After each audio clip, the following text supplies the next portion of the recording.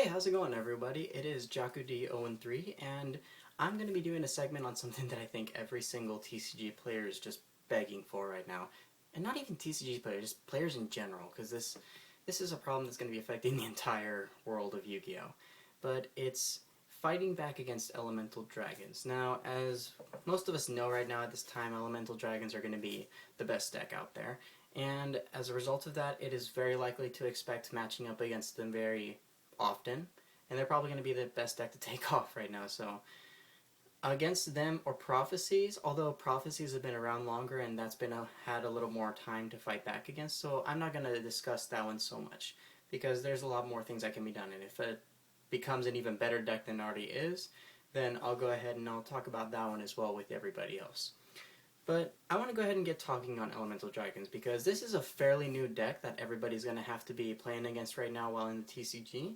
And this is just a deck that pretty much it has everybody kind of running a little bit scared. There's a lot of ways to try and fight back against this kind of thing that's going on right now. And it's just a matter of really understanding what the deck's strengths and weaknesses are. Now, pretty much everybody knows the deck's strength. It's ridiculously consistent, the deck is able to make rank 7 monsters like nothing, and you pretty much get an effect off of any hand you have. It's very, very rare to open up with a really bad opening hand in Elemental Dragons.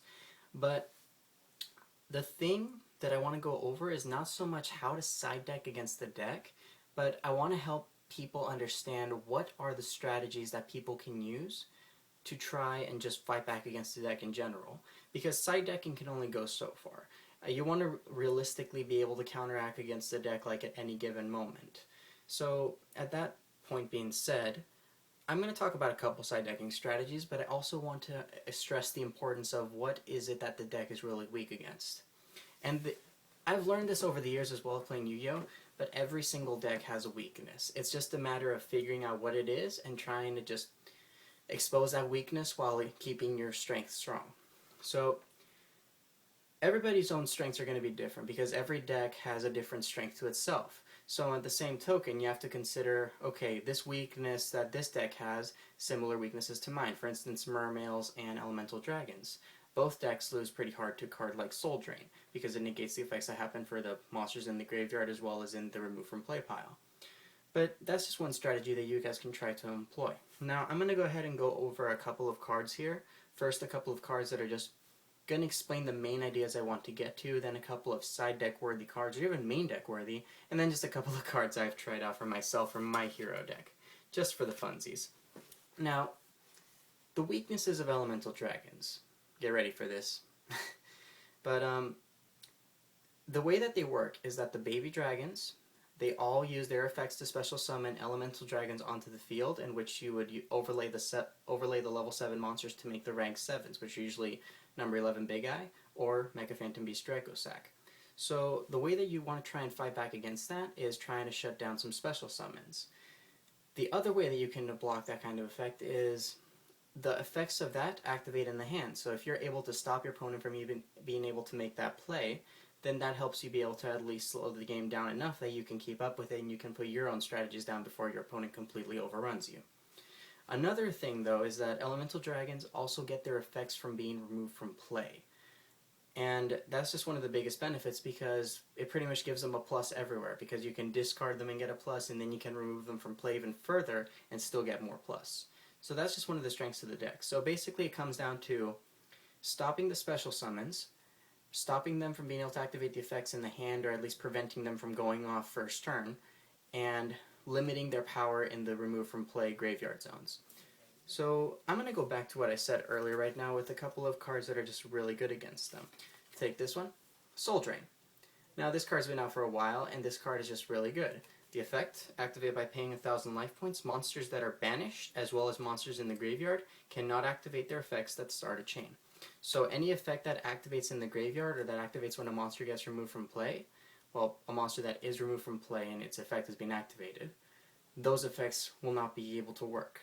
So that's a good card to stop them. And that card works against a lot of other decks as well. It works against decks like Mermails, which is still another deck that's really big out there, and it works against other things out there. I just can't really think of anything else, but the big decks are going to be Mermails and Elemental Dragons, and that works against them very well. However, a new card that got printed in Tachyon Galaxy, Mind Drain. This card's effect is a little bit different. Activate by paying 1,000 life points. Effects of monsters in the hand cannot be activated. This is another similar card to Soul Drain, but it stops effects from activating in the hand this time. So things like the baby dragons, they cannot get their effects any longer with being able to special summon monsters from the extra deck, or from the main deck. And with the big dragons as well, who get their effects by discarding themselves and another dragon in the hand or a similar attribute, they can't activate that either. So that's one strategy to try and shut them down. Mind Crush. This card's just really good, because you can pretty much put this into any single deck that just searches a lot. You can get rid of the cards before it even comes out. It works against Mermails, it works against Prophecies, it works against any deck that searches out cards really well. Now, that's a strategy against trying to shut down the main deck component. Now, trying to fight back against cards that work in the extra deck, the boss monsters, Big Eye and Dracosac. So they're both 2,600 beaters, if I remember correctly, so that's that's a hefty amount to try and get over. But here's one thing that you can consider, and this is so far not something you should try and do for yourself, but this just gives you an idea. This card is called Botanical Lion. Why do I show you this card? Because of its effect, the last line anyways. Control of this face-up card cannot be switched.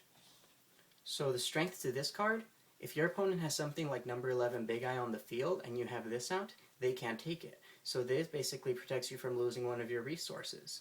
So any card effect that works like that, that'd definitely be a good strategy to try to employ. And a little tip right now, just for people who haven't already experienced it, never make Big Eye against Elemental Dragons, because if you make Big Eye against Elemental Dragons, it is not going to be a fun time at all. For you anyways. And that's the strategy behind that, just trying to think outside the box, just what cards work that would counteract against the effects of the boss monsters. So that was Big Eye. Now for Mecha Phantom Beast Dracosac, and this is just another idea. This is Forbidden Dress. Cards like this work in a couple of different ways. We all know how Lance works. You either make your monsters unaffected by spells or traps, or you use it to power down your opponent's monsters to less than 800. That's the strategy behind it. Forbidden Dress is different though. You target a monster on the field in general, and until the end phase it loses 600 attacks, so it's less than Forbidden Lance, but it cannot be targeted or destroyed by card effects. How does this work? Well, the same logic. If you use this on something against number 11 Big Eye cannot target the monster you have to try and take that monster either. So this protects your monster. But against Phantom Beast Dracosac, this card allows you to save your monster by when they summon Mecha Phantom Beast Dracosac, you can activate something like Torrential Tribute, chain this to your monster to protect it. Or something like activate Mecha Phantom Beast effect, tribute all the tokens you control or something like that to target the monster that they want to destroy. You activate this in chain, and then you just rely on whatever back row you have or just any other things that you might have at that moment to try and help protect you. But that's one of the strategies that you can try and employ behind this card. Just trying to get around those effects which are going to be working against you like that. It's really trying to understand the cards and how they work. Now here's a couple of generic cards, and this is one of my lesser favorites, but I do see its benefits. Goes in Match. Goes in Match's effect is each player sends monsters they control to the graveyard until they each control monsters of only one attribute. So basically you can only control one element of a monster. You can only control all waters, or all lights, or all earths, fires, winds, darks. You get the idea. So against the elemental dragons, just the name should give you a dead giveaway, they're all different elements. So if you're able to make it so that they can only keep one, at the end phase it's going to have to go back to their hand, and you can at least save yourself another turn for you to try and make another play then. So that's just some strategies you can try to employ just to slow them down enough to let you have a chance. Now, here's a couple of my favorite cards to try and employ in the overall perspective of things. And as I said, this goes back to what I said earlier. One of the strategies that you can try and prevent against them is from letting them get the cards that they need to their hand or onto the field. So against the baby dragons, which special summon, this guy says hi. Fossil Dino Pachycephalo.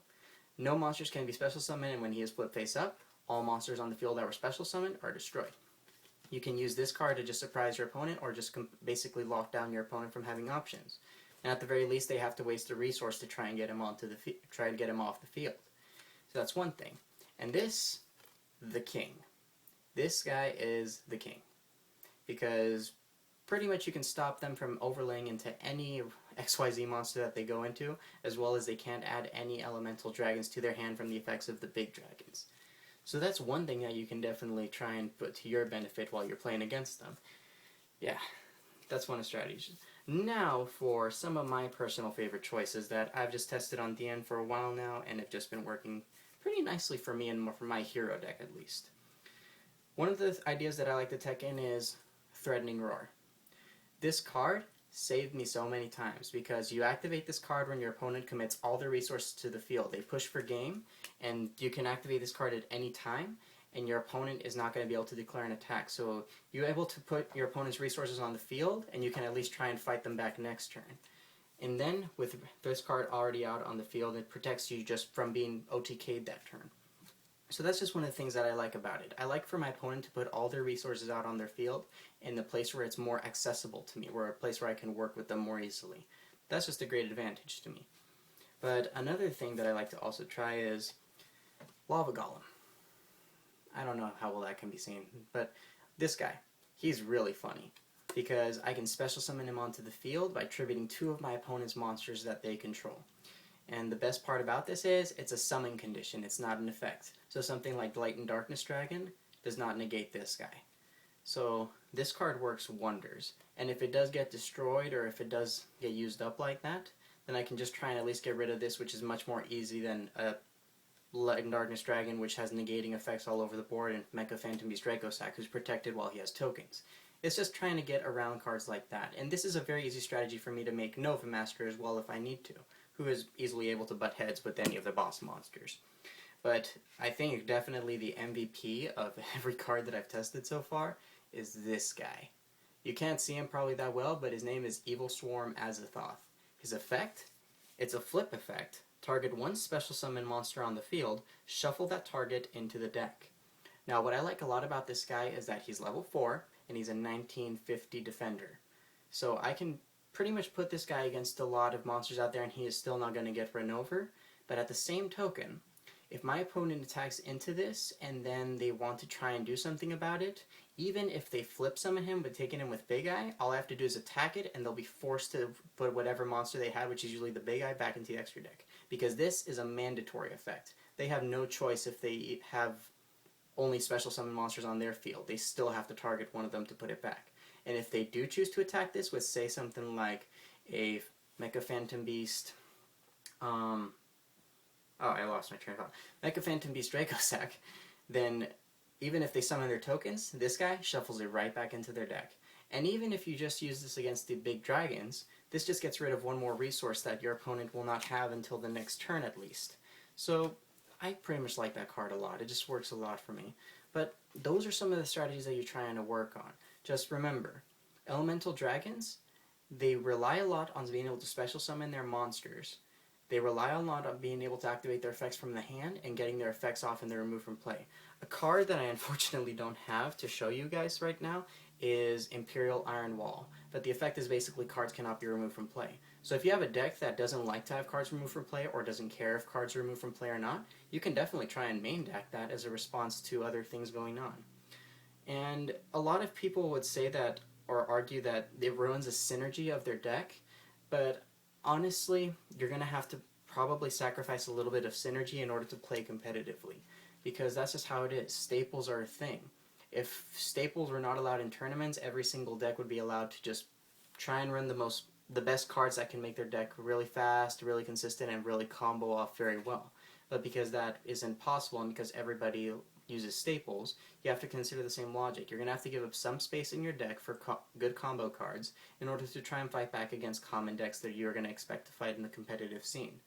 But it's a sacrifice that's often well worth the price, because if you're able to do it in a way that it doesn't harm your deck, but it can harm your opponent very well in the matchups, then it's definitely going to be a good way for you to try and gain an advantage very first duel. And other than that, that is really all I have on this right now. I have been just trying to test against Elemental Dragons for a while now. Believe it or not, I have not played a single Elemental Dragon player. This is all just from research that I've done by watching other duels and just reading the cards and just figuring out their advantages myself.